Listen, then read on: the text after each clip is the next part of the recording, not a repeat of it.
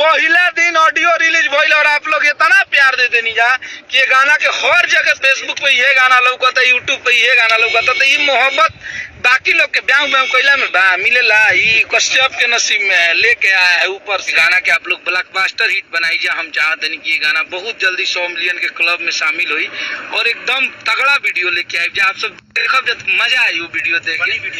आधा वीडियो के शूट हो चुकल बा और आधा वीडियो आजकल में आप सबके वीडियो भी सुने के मिली।